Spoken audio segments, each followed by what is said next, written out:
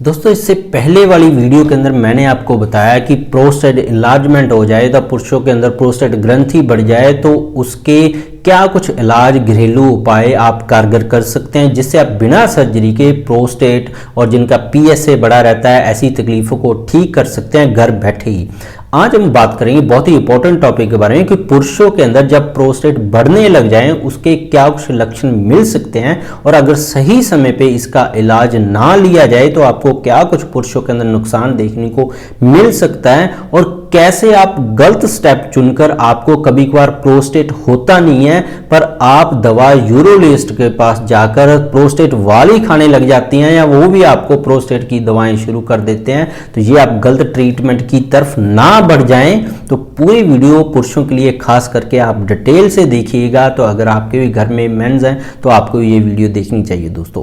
तो सबसे पहले बात करें, बहुत सारे लोग IPSS को फॉलो करते हैं जिसके अंदर ग्रेडिंग होती है सिम्टम्स की, अलग अलग तरह की कि पेशाब कितने बार जाते हैं, रात को कितने बार आता है, कितना आप रोक पाते हैं। पर कभी कभार ये ग्रेडिंग भी सिम्टम्स की IPSS भी फेल हो जाता है, आप गलत ट्रीटमेंट की तरफ बढ़ जाते हैं। तो मैं आपको कुछ ऐसे सिम्टम्स बताने जा रहा हूं जिससे आप डिफरेंशिएट कर पाएंगे, जब मालूम कर पाएंगे घर बैठे कि आपको प्रोस्टेट की डिजीज हो चुकी है।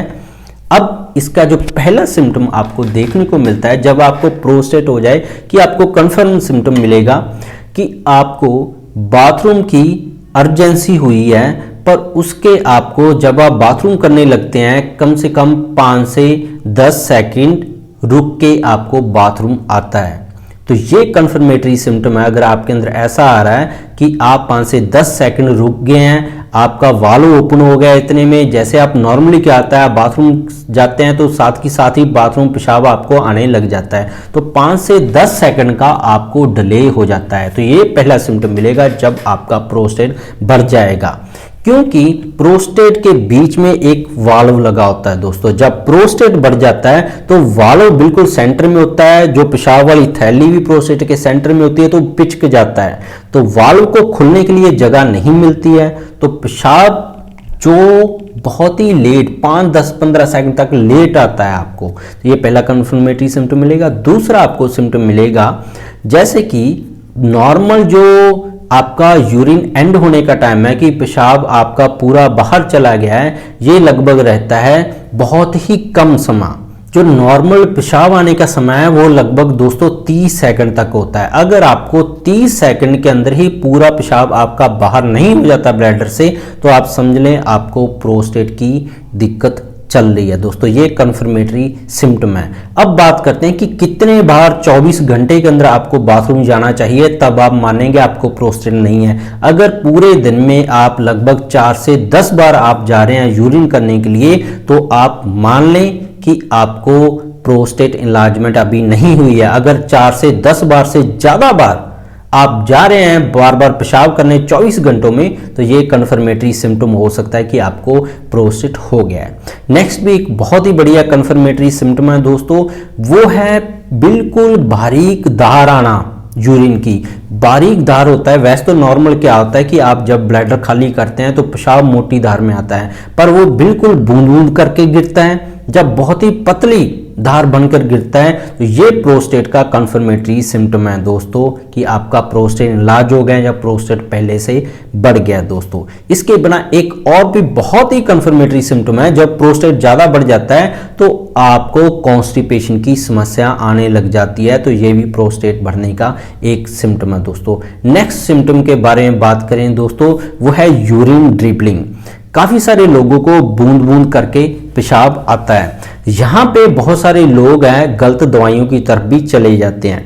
बूंद बूंद करके पेशाब आना एक प्रोस्टेट का सिम्टम भी हो सकता है। दूसरा सिम्टम हो सकता है कि आपके कमर के नीचे वाले हिस्से में लंबर और सैक्रम बिल्कुल कूल्हे वाले हिस्से के जो मणके हैं, जो वर्टिब्रा है, वहां पे डिस्क प्रोलैप्स हो चुकी है, क्योंकि लंबोसैक्रल रीजन है जो कमर का नीचे वाला हिस्सा है, वहां से पेशाब की थैली को कंट्रोल करने के लिए, वाल्व को खोलने के लिए, बंद करने के लिए नसें निकलते हैं। बहुत सारे लोगों को इस वाले हिस्से में डिस्क प्रोलैप्स हो जाए तो उनको बाथरूम बूंद बूंद करके आने लग जाता है। जो दूसरा सिम्टम आपको मिसगाइड करता है कि आपको प्रोस्टेट हो गया है, वो करता है कि आपको यूरिन की अर्जेंसी, कि आपको साथ ही लगेगा कि आपका बाथरूम बाहर हो जाएगा अगर बाथरूम आप 2 सेकंड की आप लेट पहुंचे तो, जहां आपका पैंट या आपके जो कपड़े हैं वहीं पे भी आपका पेशाब निकल जाएगा। ये सिम्टम भी मिसगाइड करता है प्रोस्टेट और आपकी डिस्क की प्रॉब्लम्स के रिलेटेड। अगर आपको डिस्क के रिलेटेड प्रॉब्लम है या कमर के नीचे वाले हिस्से में दर्द चलता है या वहां पे कोई डिस्क दब गई है तो ये एक कारण हो सकता है दोस्तों कि आपको डिस्क की प्रॉब्लम थी, प्रोस्टेट की नहीं थी। आपने दवाएं प्रोस्टेट की खा रहे हैं कि आपका पेशाब कंट्रोल हो जाए, तो उसका पता कैसे लगेगा कि आपका पेशाब दवा खाने के बाद भी कंट्रोल नहीं होगा, तो इसका मतलब आपको प्रोस्टेट की नहीं डिस्क की दिक्कत थी। इन 2 सिम्टम से बहुत सारे लोग गलत इलाज की तरफ बढ़ जाते हैं दोस्तों और अपना गलत इलाज शुरू कर देते हैं, ढेरों दवाएं खाने लग जाते हैं। अब चलते हैं कि क्या प्रोस्टेट वाली आपकी जो अर्जेंसी है उसको हम जो डिस्क वाली दिक्कत से दवा से उसको कुछ ठीक कर सकते हैं। हाँ दोस्तों, अगर आपको प्रोस्टेट की दिक्कत की वजह से बार बार यूरिन आ रहा है तो डिस्क वाली दवा नसों से कंट्रोल करके भी हम वाल्व को कंट्रोल कर सकते हैं दोस्तों। पर प्रोस्टेट का इलाज करना बहुत ही ज़्यादा ज़रूरी है। प्रोस्टेट के इलाज के लिए बहुत सारी वीडियोस मेरे चैनल पर ऑलरेडी अवेलेबल हैं, जैसे मैंने बहुनिया जो मदर टिंचर है उसके बारे में बात की, जो वाटर बेस्ड होता है उसको हम कैसे ठीक कर सकते हैं, उसकी डोज भी मैंने बताया था आपको। आप उसकी लगभग 10-10 20-20 ड्रॉप्स हैं वो सुबह शाम लेना शुरू कर दें तो प्रोस्टेट के अंदर कुछ ही दिनों के अंदर आपको सुधार मिलना शुरू हो जाएगा। बहुत सारे लोगों को कुछ टेस्ट भी करवा लेना चाहिए। अगर आपको प्रोस्टेट इनलार्जमेंट पुरानी चल रही है तो PSA जैसे टेस्ट होता है आपको जरूर करवा लेना चाहिए। प्रोस्टेट अगर जवान उम्र में हो जाए तो आपको बहुत सारे साइड इफेक्ट भी इसको देखने को मिल सकते हैं, जैसे आपको स्पर्म काउंट के अंदर गड़बड़ी मिल सकती है, मोटिलिटी आपकी कम हो सकती है, जो शुक्राणु हैं पुरुषों के अंदर वो मरे हुए हो सकते हैं, बहुत सारे पुरुषों के अंदर नील भी हो सकते हैं, या बहुत सारे लोगों को देखा गया है कि उनका जो वीर्य के अंदर गाढ़ापन है वो बहुत ज़्यादा कम हो गया है, वीर्य उनका जो पानी की तरह पतला ही आने लग जाता है दोस्तों। तो होप है आपको पूरी वीडियो समझ आई होगी। ये जो मैंने आपको सिम्टम बताए हैं ये IPSS से बहुत ही बढ़िया हैं और उधर से आप मिसगाइड ना हो तो उन दोनों सिम्टम को ध्यान में रख लें। कहीं आपको हो कमर में दर्द या डिस्क प्रलैप्स, आप सिम्टम समझ रहे हैं उसको प्रोस्टेट एनलार्जमेंट के लिए, इसके लिए बढ़िया डॉक्टर से जरूर कंसल्ट कर लें। और अगर प्रोस्टेट एनलार्जमेंट है तो इसका सिर्फ एक ही इलाज है होम्योपैथी और आयुर्वेदा में, और किसी भी पैथी में इसका इलाज नहीं है।